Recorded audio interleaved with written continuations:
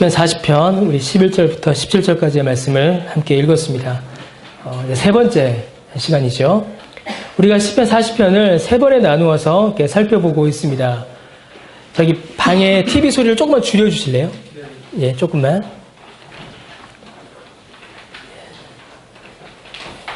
첫 부분, 하울링이 장난이죠. 시편 40편을 우리가 세 번에 나누어 봤습니다. 첫 부분, 곧 1절에서 5절은 주님께서 우리에게 구원의 은혜를 베푸셨다. 우리가 주님께 구원의 은혜를 구하고 또 구하였더니 주께서 우리를 건지셨다. 그런 구원의 사실을 찬송하였습니다. 시선이 어디를 향할까요? 자기 자신을 향하는 것이죠. 내가 은혜를 구하고 구하였다. 내가 죄 가운데 있었다. 내가 그 은혜를 받았다. 나에게로 향하였습니다. 두 번째 부분, 6절에서 10절이죠. 지난주에 살펴봤던 다윗의 시선이 이제는 자기 자신에게서 하늘로 그 시선이 향합니다. 어떻게 그 구원을 받았는지, 자신이 받은 그 구원의 은혜가, 그 은혜의 실체가 무엇인지를 노래하고 찬송해 줍니다.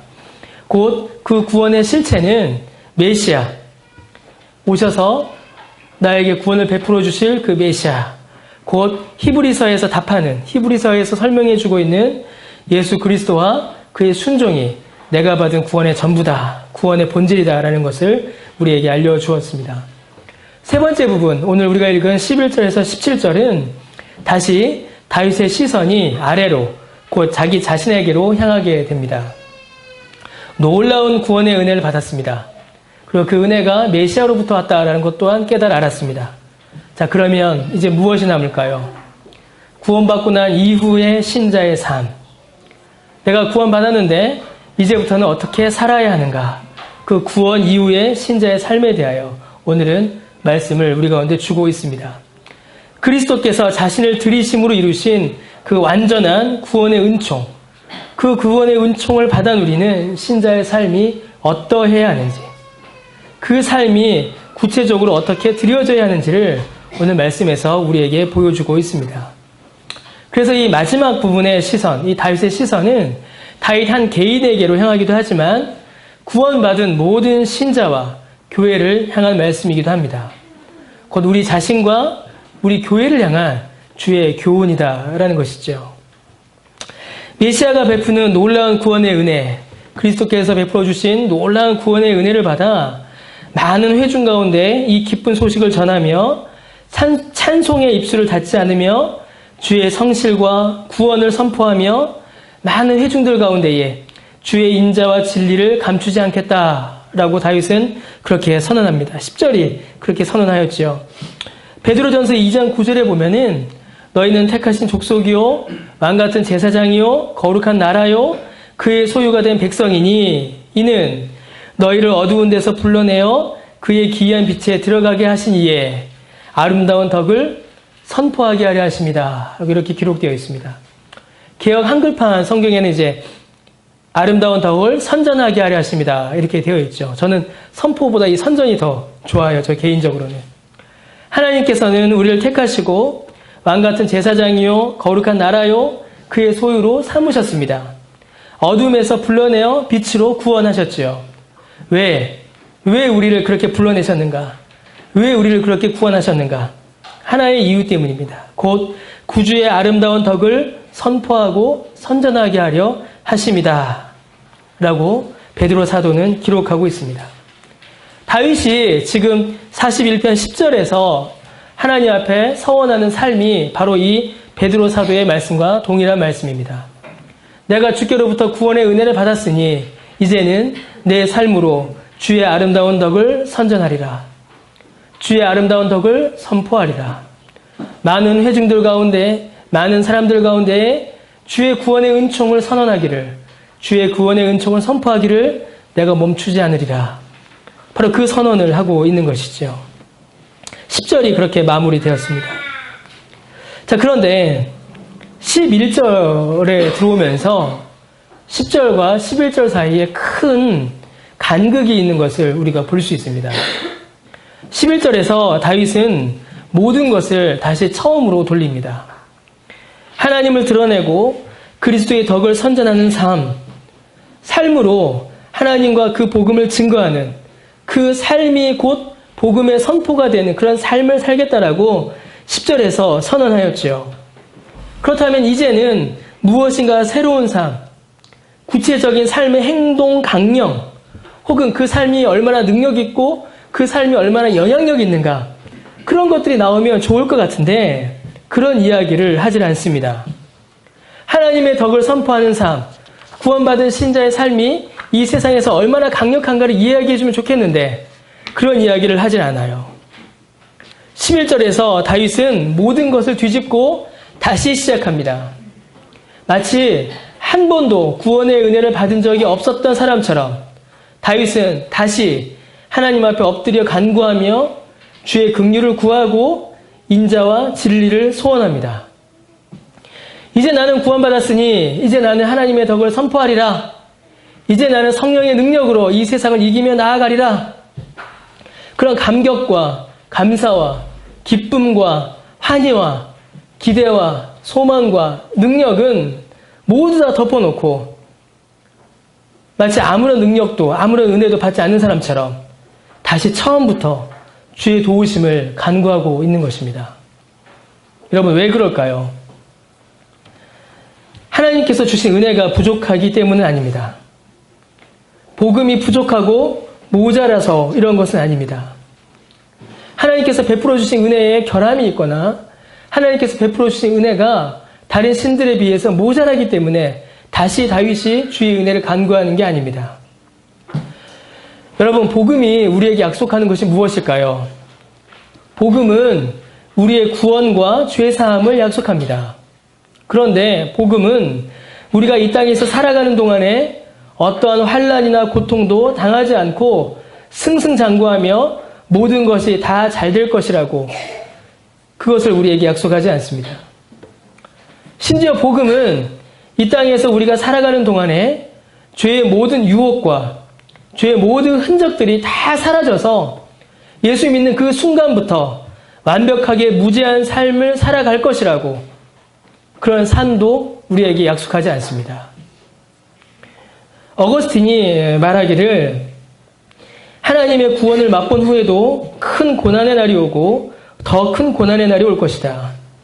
복음이 약속하지 않은 것을 스스로에게 약속하지 말라라고 이렇게 이야기했습니다. 여러분, 어쩌면 우리는 우리 스스로 만들어 놓은 복음을 믿고 있고 그 복음을 주장하고 있는지도 모릅니다. 우리는 예수님을 믿고 구원을 받아도 이 땅 위에서 살아가는 동안에 또 많은 환난과 고통을 당하게 됩니다. 우리가 살아가는 현실이 그렇죠. 예수님을 믿어 구원받았다고 하여 우리의 삶의 현실이 바뀌는 것이 아닙니다. 우리가 사는 동안에 천국의 기쁨을 맛보긴 합니다. 이 땅에서 사는 동안에 천국의 흔적을, 천국의 모델을, 천국을 미리 맛봐요. 그러나 말 그대로 그것은 맛보기일 뿐 우리의 현실이 천국으로 바뀌지 않습니다. 우리의 직장이, 우리의 회사, 우리의 학교가, 우리의 가정이 예수 믿고 구원받았더니만 그날부로 천국으로 바뀌는 그런 일은 일어나지 않습니다. 여러분, 우리의 실력도 비슷합니다. 우리의 능력도 비슷해요. 죄를 이기는 우리의 능력도 획기적으로 변하지 않습니다. 물론 우리가 예수님을 믿고 난 이후에 우리의 신분이 바뀌고 우리의 상태가 바뀌며 우리의 능력이 변하는 것도 분명한 사실입니다. 죄인에서 의인이 되었고 영원한 사망에서 영원한 생명으로 옮겨졌으며 오직 죄밖에 행할 수 없던 우리가 이제는 성령의 도우심으로 하나님이 기뻐하시는 일을 다소간에 할 수 있는 능력도 우리 가운데 생겼습니다. 다소간에 생긴 겁니다. 그러나 그 능력과 행실이 온전하지 못합니다. 우리의 육체가 가지고 있는 한계가 있습니다. 우리가 구원받아 성령의 은혜로 말미암아 새로운 삶을 산다 하여도 우리가 육체를 지고 있는 이 순간 동안에는 육체의 한계가 우리에게 늘 있습니다. 우리의 육체는 본성적인 욕구들이 있죠. 우리는 육체에 본성적 욕구가 있습니다. 식욕과 성욕과 수면욕이 있어요. 이런 본능은 종종 우리를 죄로 이끌어갑니다. 식욕은 탐욕으로 우리를 이끌어갑니다. 성욕은 간음과 음란으로 우리를 이끌어가죠. 수면욕은 게으름으로 우리 안에서 자라납니다. 세상의 유혹 또한 만만하지 않습니다. 세상이 우리의 믿음을 넘어뜨리기 위하여, 우리의 경건을 방해하기 위하여 덮쳐오는 공격 만만치 않습니다. 내 안에서 일어나는 죄의 욕심과 밖에서 나를 향하여 오는 죄의 공격들이 만만하지가 않은 것이에요. 우리가 예수를 믿고 난 이후에 갑자기 슈퍼맨이 되어서 내 안에 일어나는 모든 죄의 욕구들, 밖에서 덮쳐오는 모든 죄의 욕심들, 죄의 유혹들을 단칼에 다 이겨낼 수 있으면 좋겠지만 우리에게는 그런 능력이 없습니다. 그렇게 하지 못해요. 예수를 믿었지만 우리의 환경도 그대로이고 우리의 실력도 다소의 변화는 있지만 획기적이고 완전한 변화는 일어나지 않습니다. 만약에 그렇다라고 가르친다면 그것은 성경을 잘못 가르치는 것이에요. 예수를 믿는다 하여도 죄의 유혹은 그대로 있고 예수를 믿는다 하여도 우리는 또다시 죄의 유혹에 넘어지게 됩니다. 여러분에게 한번 질문해 보겠습니다. 여러분 자신에게 한번 질문해 보세요. 이러한 현실 속에서 우리가 살아가는데, 이러한 능력을 가지고 우리가 살아가는데, 우리가 처한 현실이 이렇고 우리가 가지고 있는 우리의 실력이 이 정도밖에 되지 않는데 하나님의 은혜를 구하지 않고 우리가 살아갈 수가 있겠습니까?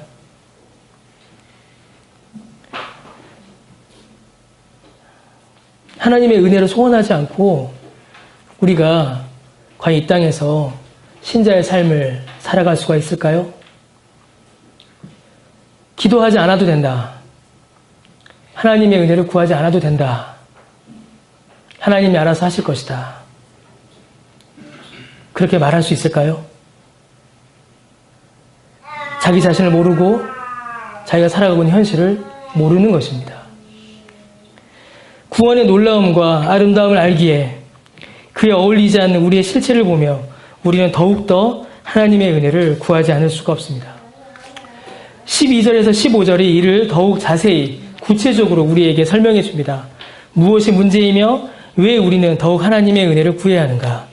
12절에 보니까 먼저는 우리에게 닥치는 수많은 재앙 때문에 우리는 하나님의 은혜를 구하지 않을 수가 없습니다. 정말로 그 수를 셀 수 없고 언제 어떻게 닥쳐올지 도무지 알 수 없는 재앙들이, 환난들이 우리에게 닥쳐옵니다. 자연재해가 닥쳐오고 사고가 닥쳐오며 질병이 닥쳐오기도 합니다. 큰 재난 앞에 우리의 연약함을 보게 되죠. 저도 들은 이야기인데 확실한지는 제가 모르겠는데 에이즈 바이러스죠. 에이즈 바이러스가 사람을 죽이죠. 그러나 아무리 강한 에이즈 바이러스도 오렌지 주스 정도의 산도면 다 죽는다라는 얘기를 제가 들은 적이 있어요. 아무리 강하고 강력한 바이러스 균이라 할지라도 햇볕 한 번이면 말라 죽어버립니다. 그런데 그 작은 균이 우리 몸에 들어왔을 때 우리 몸이 어떻게 되나요? 아프고 열이 나고 심지어 목숨을 잃게도 됩니다. 비와 바람과 파도 앞에 아무리 견고히 세워놓은 사람의 건물이라도 무너져버리고 맙니다. 여러분, 우리가 이렇게 연약한데 도우심의 은혜를 구하지 않을 수가 없지요. 그런데 12절에서 다윗은 이 재앙을 단순한 재난과 환난으로만 보지 않습니다. 다윗은 이를 죄와 연결하여 봅니다. 모든 재앙이 죄 때문에 일어나는 것은 아닙니다. 죄값으로 지진이 일어나고 죄의 값으로 병에 걸리는 것, 그런 것은 아닙니다. 그러나 여러분, 죄가 일으키는 고통과 괴로움은 그 어떤 재난이나 재앙보다 크고 무섭습니다. 우리가 하나님의 은혜를 간구하지 않을 수 없는 이유도 바로 이 죄악 때문입니다. 죄악이 나를 덮치고 죄가 나의 머리털보다 많으니 우리가 이 죄로부터 벗어날 힘과 능력이 모자랄 수밖에 없습니다. 그러니 주의 은혜를 간구할 수밖에 없는 것이죠. 여러분, 이 고백, 나에게 죄가 머리털보다 많으니 주님 나를 도와주소서라는 이 고백은 여러분, 불신자가 하는 것이 아닙니다. 이 사실 우리가 분명히 해야 합니다. 불신자는 죄에 대한 자각조차 하지 않습니다. 그저 불신자는 잠시 양심의 불편함으로 끝나고 맙니다. 그저 내 양심이 조금 괴롭다 선에서 그치고 말죠. 죄를 알고 죄를 죄로 알고 그것의 비참함을 깨닫는 것은 성령께서 그 심령에 은혜를 주지 않으시면 일어날 수 없는 것입니다. 그래서 가장 교만한 자가 어떤 자일까요? 나는 죄 없다는 자가 가장 교만한 자입니다. 그것보다 더 교만한 자가 누구일까요? 내가 내 힘으로 죄를 이길 수 있으니 기도하지 않아도 된다라고 생각하는 자가 가장 교만한 자입니다. 마치 흰옷에 얼룩이 묻으면 더욱 분명히 보이듯이 하나님의 백성에게 있어서 죄는 그렇게 보이는 것입니다. 거룩하고 경건한 하나님의 백성에게 죄의 심각함과 비참함은 더욱더 분명하게 나타나는 것이고 더욱더 분명히 깨달아 알게 되는 것이죠. 여러분, 수많은 죄와 유혹이 우리를 덮쳐옵니다. 내가 스스로 죄의 욕심에 이끌려 죄를 범하기도 하고 외부로부터의 심각한 위험과 시험이 우리를 죄와 타락으로 이끌어가기도 합니다. 구원받은 하나님의 백성으로서 어울리지 않는 모습들, 하나님의 자녀답지 않은 이 죄의 입금이 우리에게 머리털보다 많이 덮쳐옵니다. 이때에 우리가 어떻게 하나님의 은혜를 구하지 않을 수가 있겠습니까? 또 하나 우리가 하나님을 찾아야 하는 중요한 이유가 있습니다. 14절과 15절에 나왔듯이 원수들의 조롱과 비아냥 때문입니다. 여러분, 우리는 범죄할 수 있습니다. 그것이 우리의 실수이든 아니면 고의이든 우리는 종종 넘어지고 쓰러집니다. 그러나 그러한 넘어짐이 우리가 하나님의 자녀라는 사실을, 우리가 구원받다는 사실을 취소하거나 다른 조건을 추가로 요구하지 않습니다. 너 죄 지었지? 지금부터 하나님의 자녀 아니야. 너 죄 지었지? 다시 하나님의 자녀 되려면 예수 믿는 거 외에 이거 해야 돼. 취소하거나 그 조건을 추가하거나 변경하지 않는다는 것이에요. 왜 그러겠습니까? 구원은 전적으로 하나님께서 우리에게 주시는 은혜의 선물이기 때문에 그렇습니다. 그런데 원수들은 이 틈을 비집고 들어옵니다. 두 가지로 공격하죠. 너 하나님의 자녀 아니다. 혹은 하나님이 아니다. 이렇게 우리를 공격합니다. 여러분, 원수가 누구이냐라는 사실은 별로 중요하지 않습니다. 이 원수는 사단일 수도 있어요. 혹은 세상일 수도 있습니다. 혹은 주변의 사람들일 수도 있고 심지어 나 자신이 나에게 원수가 될 수도 있습니다. 중요한 것은 원수의 공격의 내용입니다. 원수는 우리를 다음과 같이 공격합니다. 아까도 말씀드렸지요. 네가 하나님의 자녀라면서 어떻게 이렇게 범죄할 수 있느냐? 네가 하나님의 자녀라면서 이렇게 범죄하는 것을 보니 너는 하나님의 자녀가 아니구나. 이렇게 공격합니다. 혹은 너는 구원받았다라고 하여도 또 다시 범죄하는 것을 보니 너를 향한 하나님의 사랑이 취소되었거나 너를 구원하신 하나님의 능력이 부족한가 보다. 이렇게 공격합니다. 여러분, 이 두 가지의 공격은 이스라엘 민족이 광야에서 또 나라가 망하여 포로로 끌려갔을 때에 늘 받던 공격이었습니다. 너희가 망한 것을 보니 너희가 하나님의 자녀가 아니구나.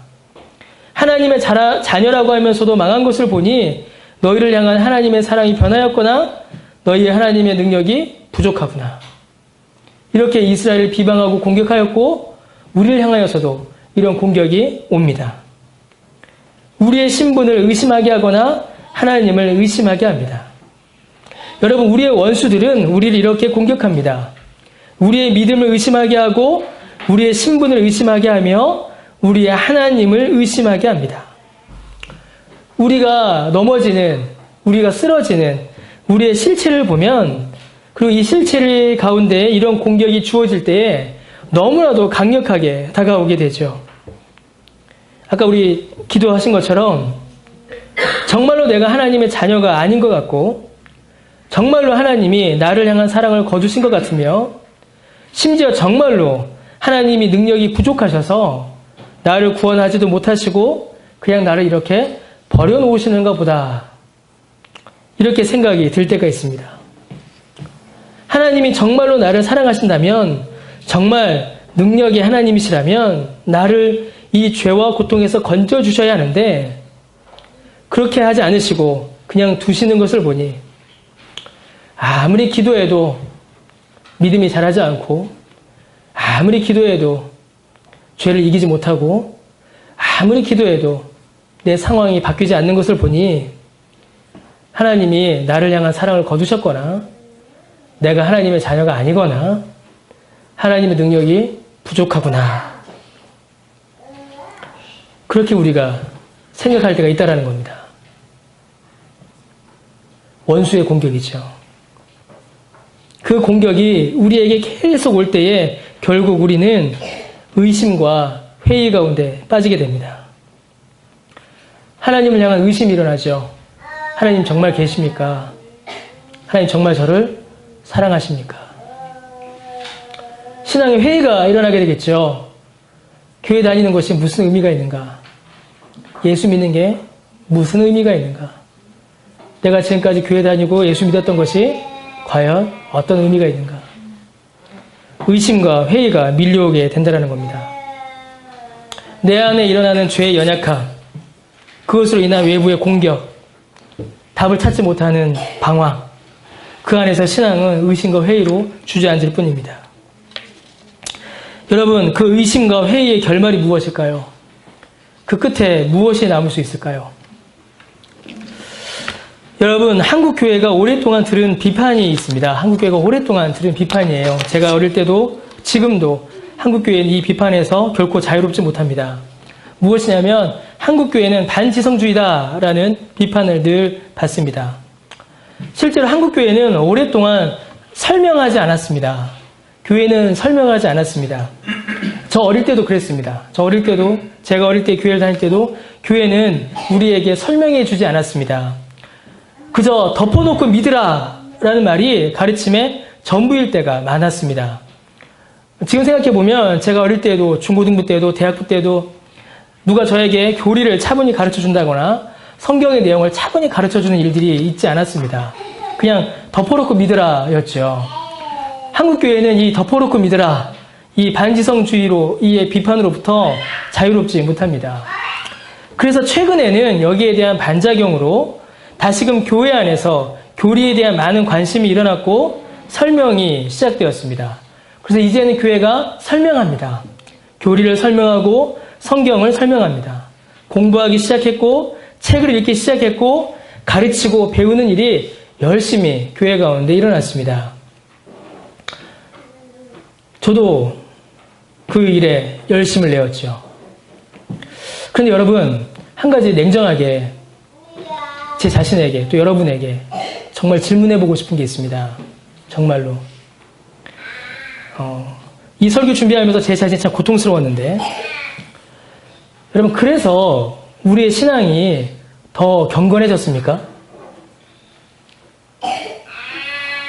그거 정말 한번 물어보고 싶습니다.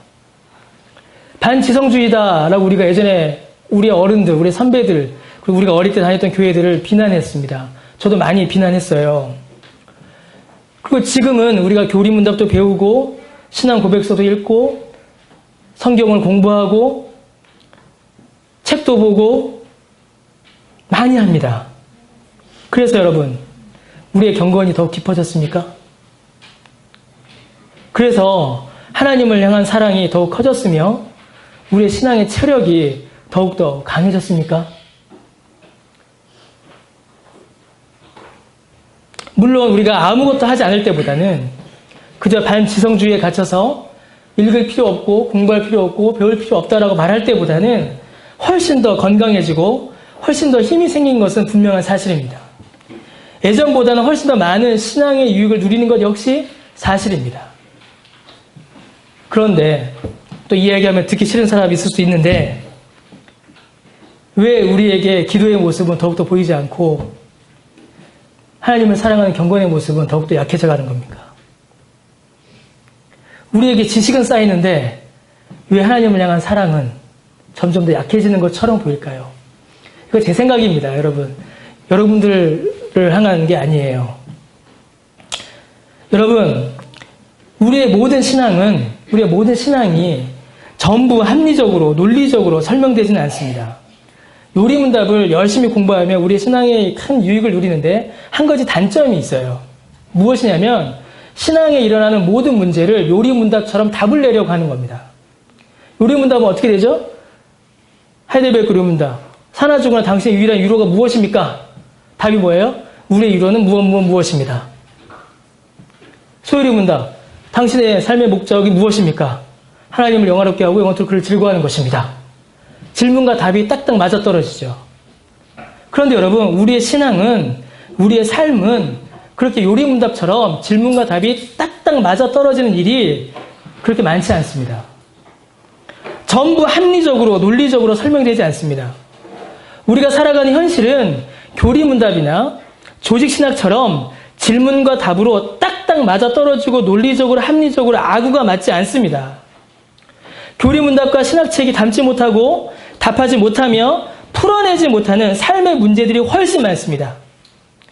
여러분, 제가 지금 교리문답과 교리공부가 무의미하고 불필요하다라고 말하는 것이 아니에요. 설마 제가 그렇게 말하겠습니까? 제 신앙을 의심하지는 않으시겠죠. 제 신앙을 의심하지 않으실 거예요. 우리에게는 그 이상이 필요하다는 것입니다. 아니죠. 그 이상이 아니죠.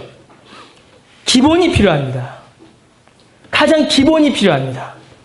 우리에게는 신앙을 세워나갈 가장 기본적인 바탕이 필요합니다.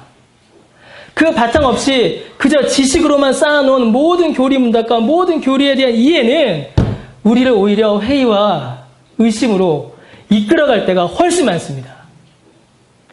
신앙의 경건을 가벼이 여길 때가 훨씬 많습니다. 경건의 수고를 멀리할 때가 훨씬 많습니다. 이제 됐다라고 스스로 만족하여 그 자리에 머물 때가 훨씬 더 많습니다. 여러분, 우리에게는 기본이 필요합니다. 우리의 신앙을 처음부터 견고히 세워져 나갈 가장 기본적인 바탕이 필요합니다. 여러분, 그게 뭘까요? 우리의 삶에서 덮쳐오는 회의와 의심, 나 자신과 교회와 성경과 하나님을 향하여 매일같이 쏟아져 나오는 회의와 의심을 우리가 어떻게 이겨나갈 수가 있겠습니까? 신앙생활을 약화시키고 하나님을 사랑하는 마음을 우리가 점점 낮추고 예배를 가볍게 여기고자 하는 우리를 향하여 오는 모든 공격들로부터 우리가 어떻게 이겨나갈 수가 있겠습니까? 설명으로 되지 않아요, 여러분. 설명으로 되지 않습니다. 연구로 되지 않아요. 얼마나 설명하고 얼마나 연구해야 그 답을 찾아낼 수 있겠습니까? 신학책을 얼마나 파고 신학책에 얼마나 많은 내용을 정리해야 그 삶의 내용들을 정리할 수가 있겠어요. 만약에 그게 믿음의 능력이라면 우리 애들은 어떻게 예수님을 믿을 수가 있으며 돌아가실 때 다 되어서 글도 모르는 채로 예수님 믿으신 그 노인분들은 어떻게 믿음의 능력을 키워나갈 수가 있겠습니까? 우리 어릴 때 웨스트민스터 신앙고백서 도르트 신경 한 번도 보지도 않으신 그 할머니 할아버지들은 어떻게 구원의 확신으로 경건히 그 삶을 마무리할 수가 있었겠냐라는 것이에요. 여러분, 믿음입니다. 믿음입니다. 무엇을 믿어야 할까요? 하나님께서 성경에 약속하신 그 약속을 우리는 믿어야 합니다. 믿음입니다. 도대체 성경에 있는 내용 중에 합리적으로, 논리적으로 앞뒤가 딱 맞게 설명되는 부분이 여러분 얼마나 되겠습니까? 천지창조가 과학적으로, 합리적으로 설명이 될까요? 안 되죠. 예수님의 부활은 설명됩니까? 안 되죠. 오병이어는요, 질량 보존의 법칙은 어디로 가버려요? 오병이어가 그게 맞아요? 안 됩니다. 여러분, 하나님을 향하여 서는 우리의 기본적 자세는 믿음입니다. 그의 약속을 믿고 그의 존재를 믿으며 그가 우리에게 베푸신 은혜와 그가 베푸시겠다라고 하신 은혜의 약속을 믿는 것입니다. 무턱대고 믿어라, 덮어놓고 믿어라, 그게 옳은 말은 아니죠. 물론 그 말이 우리 가운데 많은 오해와 부작용을 일으킨 것 분명 사실입니다. 그런데 여러분, 신앙은 덮어놓고 믿는 겁니다. 예수 그리스도는, 하나님의 말씀은 우리의 모든 이성과 생각과 주장과 경험과 고집을 다 덮어놓고 하나님 앞에 다 잠잠히 물러놓고 믿는 겁니다. 반지성주의를 배격한다고 하다가 우리의 지성과 이성을 넘어서 믿음의 영역에 있는 우리의 신앙마저도 우리의 이성의 범주로 끌어내리는 그런 잘못을 범하지는 않는지 우리가 돌아봐야 합니다. 이 믿음이 구체적으로 우리의 삶에서 나타나는 것이 경건입니다.